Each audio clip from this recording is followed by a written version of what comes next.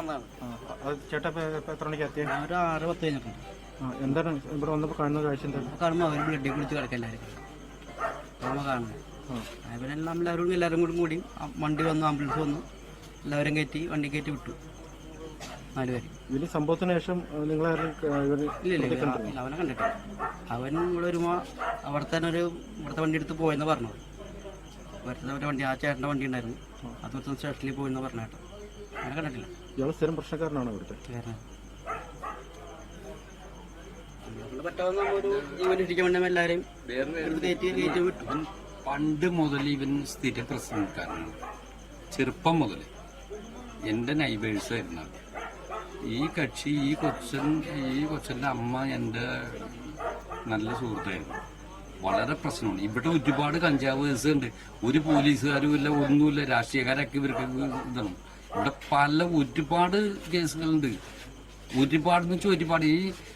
ഈ കൂടിയിരിക്കുന്ന ആൾക്കാർക്കൊക്കെ അറിയാൻ പറ്റും. ഇവിടങ്ങളിൽ ഒരുപാട് കഞ്ചാവ് കേസും പല കേസുകളും ഉണ്ട്. ഒരു രാഷ്ട്രീയക്കാരും അതിനകത്ത് ചെയ്യില്ല.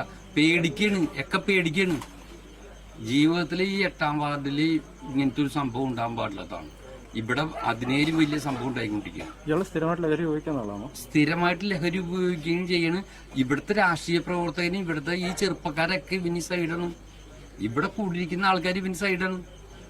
മൂത്ത് നോക്കി പറയില്ല. മൂത്ത് നോക്കി പറയാനായിട്ട് സന്മനസ് കാട്ടയില്ല. അവിടെയാണ് ഈ സംഭവം വന്നേക്കണത്. ഇന്ന് ഈ സംഭവം നടക്കാനുള്ള പ്രകോപനം എന്താണെന്ന് എന്തെങ്കിലും പറഞ്ഞു? പ്രകോപനം എന്ന് വെച്ച് കഴിഞ്ഞാൽ അതിർത്തി തർക്കവും ഇതൊക്കെ ഉണ്ട് ഇവര് തമ്മില്. അത് മുമ്പേ മുതലുള്ളതാണ്. അതിനകത്ത് തൊട്ട് നൈബേഴ്സ് ആയിരുന്നു. ഈ കക്ഷി എന്നോട് പറയുമ്പോൾ ഞാൻ നിന്റെ തൊട്ടപ്പുറത്ത് താമസിക്കുന്നതാണ്.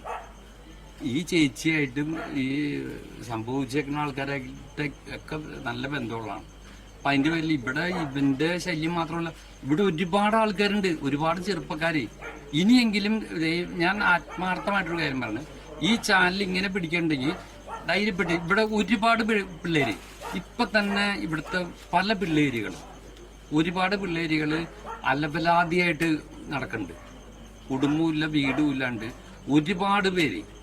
ഇതാരും തുറന്നു പറയില്ല, ചങ്കൂറ്റൂല. ഞാൻ പറഞ്ഞു എനിക്ക് 65 വയസ്സ്, എന്നെ കൊന്നു കളഞ്ഞോട്ടെ, എനിക്കതൊന്നും കുഴപ്പമില്ല. ഇന്നത്തെ പിള്ളേര് നശിക്കരുത്. ഒരുപാട് പിള്ളേര് ഇവിടെ നശിക്കുന്നുണ്ട്. എല്ലാ രാഷ്ട്രീയക്കാർക്കും അതിന് വ്യക്തമായിട്ടുള്ള കാഴ്ചപ്പാടുണ്ട്.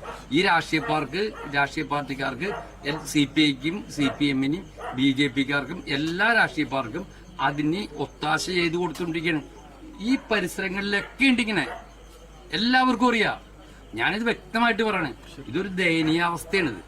കാരണം ഒരിക്കലും കിഴക്കുമ്പുറത്ത് ഇങ്ങനെ വരാൻ പാടില്ല. ഈ 8ാം വാർഡിൽ വരാൻ പാടില്ല.